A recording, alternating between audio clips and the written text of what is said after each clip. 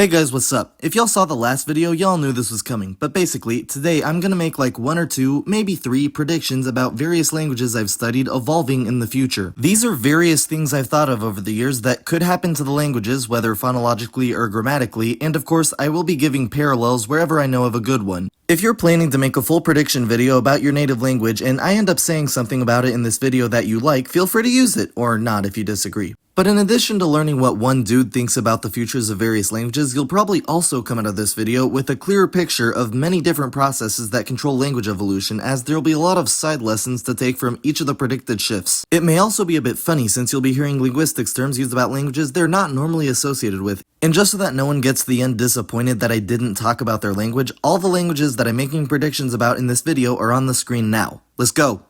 So we're gonna start with Spanish, and given the massive dialectal range of this language, I'm just gonna throw some ideas out there of varying degrees of wildness, largely without naming any specific dialects. If native speakers want to, y'all can comment ideas about which dialects are more or less likely to adopt which changes, but if you are making a future predictions video about Spanish, please do specify a dialect, it'll help us all out. The sound changes that could happen in Spanish fall under 2 current processes. First, the S to H shift. This happens in various dialects to various degrees. For example, some dialects only do it when it's spelled with S, but some others also do the shift when it's spelled with Z.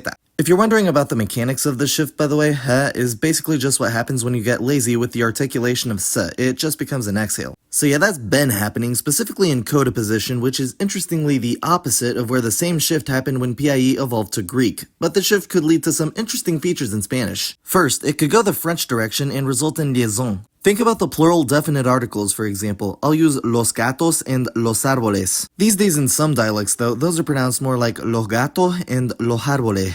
But pronunciations I hear a fair amount of, particularly in Caribbean Spanish with potential to spread, are lo gato and los árboles. In this case, all the word final has disappeared except the one that was before a vowel. I'd actually be surprised if no one before me has called this a present feature of Caribbean Spanish. So yeah, Spanish liaison, or liaison. The other feature that could result from a H is geminated consonants. Since the S to H shift has primarily happened in coda position, as mentioned, this does put it in a lot of vowel H consonant situations, and eventually the H could merge into the following consonant, compensatorily lengthening it, which is exactly what happened with those clusters between Proto-Germanic and Old Norse, except that the fricative was H, but close enough. So like Spanish has the verb estar, often said estar, which could become etar. And for other examples, there's espejo to espejo, and escucharte, escuchar. French actually did the opposite, lengthening the vowel before it, but based on tendencies I've heard from Spanish speakers, the consonant gemination seems way more likely. But it's not like Spanish won't get any vowel length distinction in the future, because that's included in the other broad Spanish sound shift, intervocalic voiced fricatives, which are phonemically plosives, disappearing. Just like the other shift, this is done to varying degrees throughout the Spanish-speaking world with the potential to spread. The most disappeared fricative allophone is the, which I rarely hear nowadays. So in the future, when the is between 2 of the same vowel and disappears, that would result in a long vowel, like with na becoming na. But if it was between 2 different vowels, then a diphthong would result, like with lao becoming lao. But here's the super interesting part. While the would likely just continue to disappear without a trace, it's possible that the and re could leave a trace by coloring the more close vowel. Coloration is basically where a consonant imparts one of its qualities onto surrounding vowels, and it's the term that best describes laryngeal theory in PIE. As for Spanish, this would result in the more close vowel getting pronounced with more pressure either on the lips or on the velum, depending on which consonant used to be there. This would result in lavabo becoming lavau, and mago becoming mau. By the way, about the first v in lavabo, I kinda think it'll stick around longer there between 2 of the same vowel than later between 2 different vowels.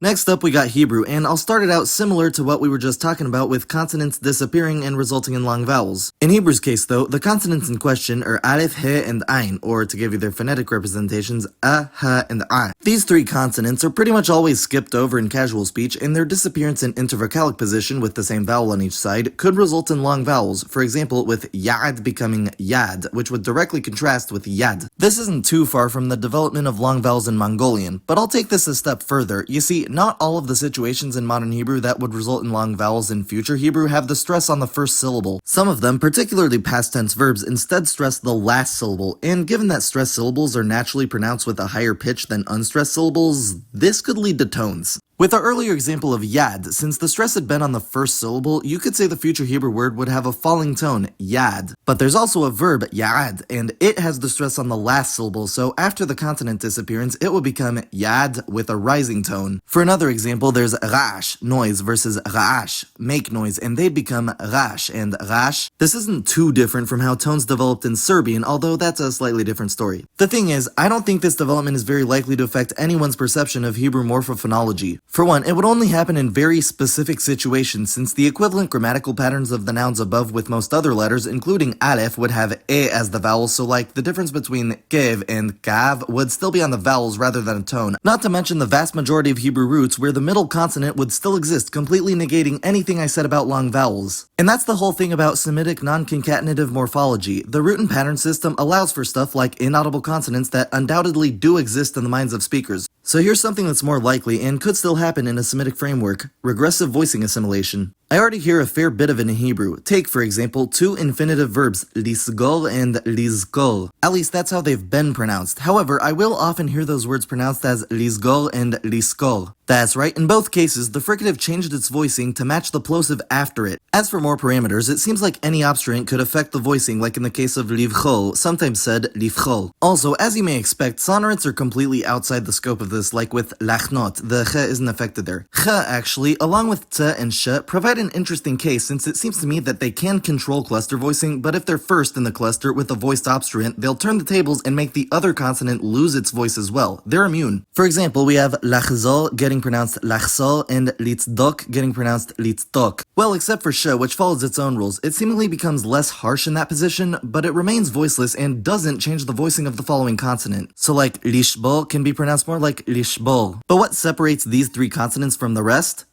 Their voiced counterparts don't exist in Hebrew. Yet there's no re, ze, or je in Hebrew, so it seems like the voicing assimilation only works if the resulting allophone already exists in the language. Could this change in the future? Maybe, as long as the current tendency doesn't get too embedded in the phonology of the language. Especially with the case of lishbol becoming lishbol, that's perfectly realistic. We'll just have to wait and see.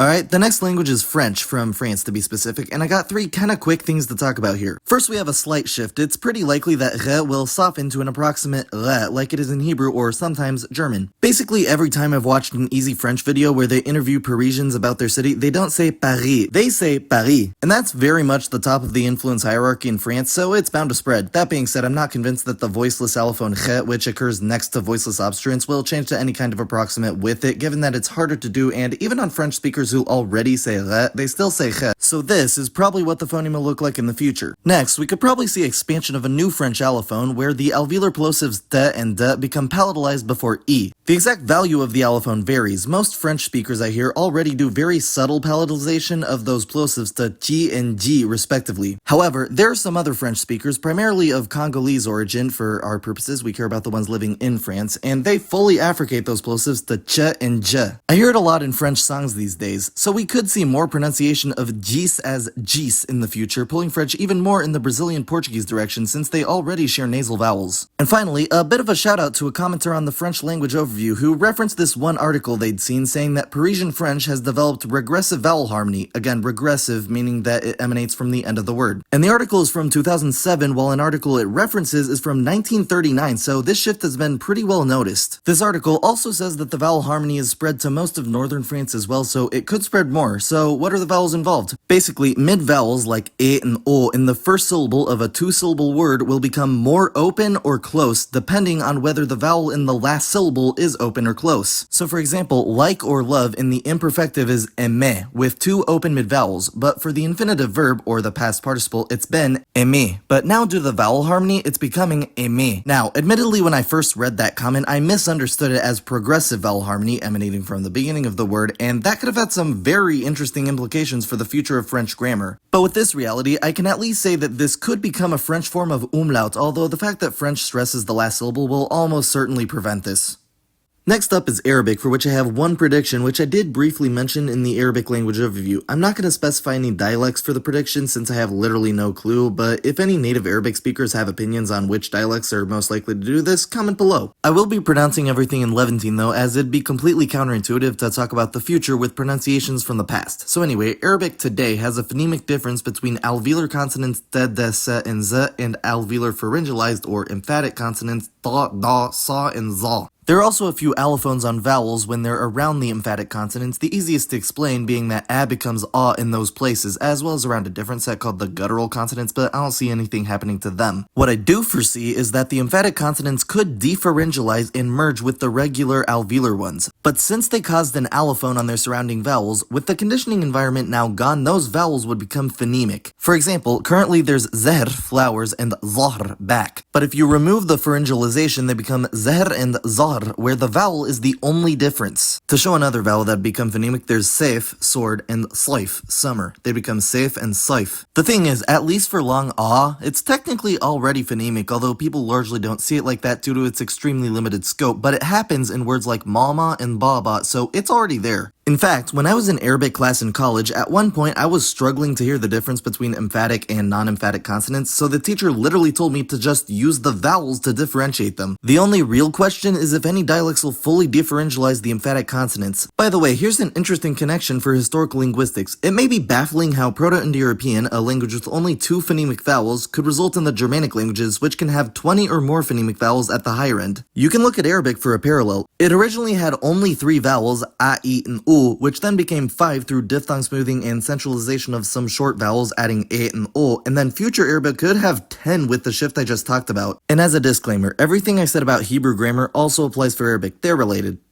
So after that, we got Dutch. I got 2 things to talk about here, and one of them is entirely thanks to a comment I received on the recent Dutch language overview. The comment said, so what I'm hearing is that Dutch is 1 word final schwa loss away from losing half its grammar. Now, I don't know exactly how humorous the comment was supposed to be, but I liked it. It made me laugh a bit. Nonetheless, it brings up a very relevant point for today. A lot of grammatical changes happen due to the morphemes that indicate the features disappearing. So I'm not gonna outright say this is a prediction, but just for fun, let's look at how Dutch grammar would change if they dropped all their word final schwas. The schwa is the sound, by the way. To start with the obvious, adjectives would lose all their adjective inflections minus the comparative and superlative. But yeah, all the predicative, attributive, plural, definite, indefinite stuff from the Dutch overview, gone. Positive adjectives would be just their roots, and that's pretty much it. If we're talking about dialects that always pronounce the n in the un suffix. But what if, for the sake of the dialects that do end deletion there, we got rid of that suffix too? Then the language completely flips on its head. Plural nouns, gone. Well, most of them anyway. But if you think dropping the plural suffix is extreme, remember that that's exactly what French did. Also, the remaining verb conjugations that distinguish singular and plural, gone. And the past participles of verbs would likely merge with the past tense form as well, if they have prefixes to avoid the ch thing. All that being said, do the liaison type thing where the n reappears if the next word begins with a vowel. That system could continue past the suffix disappearance, which means this suffix would still be there, just dormant most of the time, which is exactly what happened in French. Speaking of French, my other prediction for Dutch would move it even more in that direction. Basically, some dialects of Dutch, including the one I learned, have allophones on r and l where they become and ul at the ends of syllables and words.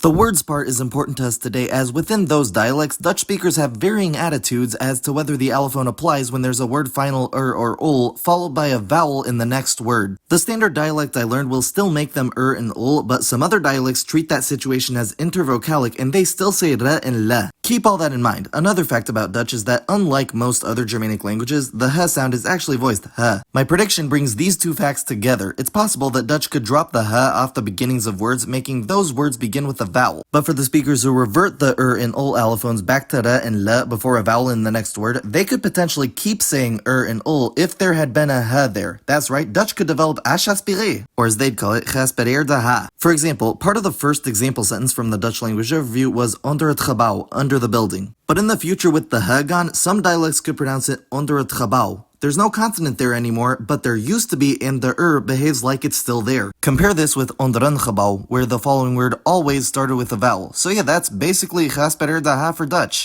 Except that it actually wouldn't be as bad as French, because French has that whole thing where ash sometimes blocks liaison and other times it doesn't, depending on the word's etymology. Dutch could keep it simple and just keep the letter ha on there in writing to indicate that liquids before it will behave like there's a consonant there.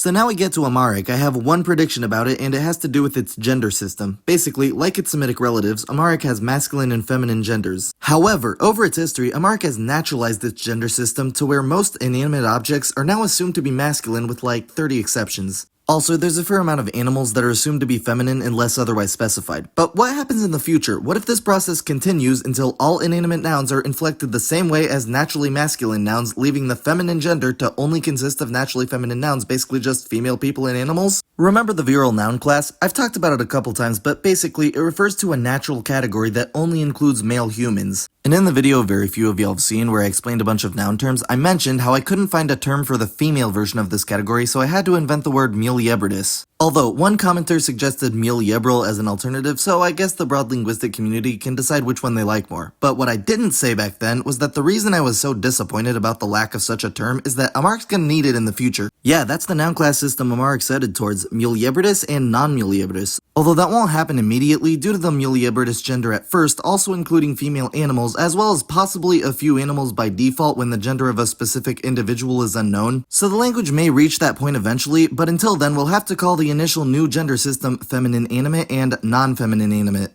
And finally, we got Romanian with a similar prediction about its gender system. Of course, the most famous attribute of Romanian is that it has a three-gender system of masculine, feminine, and neuter, except that the neuter is actually just a group of nouns that are masculine when singular but feminine when plural, so it's not really its own class like in the Slavic languages. However, what most people don't mention but is abundantly clear to anyone studying Romanian is that there's an overwhelming tendency for specifically inanimate objects to be neuter, while masculine people and animals are still masculine. It's not a perfect rule, but it works the vast majority of the time. But in the future, this shift could become more of a perfect rule, and after some time it could fully develop into a virile non-virile gender system for Romanian. Now this wouldn't happen soon as there's still a lot of hoops to jump through to get that designation. First off, the singular articles would have to change on the neuter nouns to either match the feminine ones or maybe just become unique, which could be justified by the fact that neuter nouns already look considerably different to feminine nouns. I'm basically saying it'd be hard for neuter singular nouns to adopt an a suffix for the definite article. The shift to match the feminine would be especially important on the indefinite articles since they're separate words that aren't constrained by fitting well on the noun for lack of a better term. Although Romanian losing articles is still a possibility even if not a likely one, and this could also work. And then of course all the adjectives and pronouns and whatnot would have to switch from masculine singular to feminine singular to make the Romanian virile non-virile system a reality, but if all the above stuff happens, this would be much easier to see. Basically, don't wait around for this. I'd give Romanian at least 1,000 years to make this change, if they even do.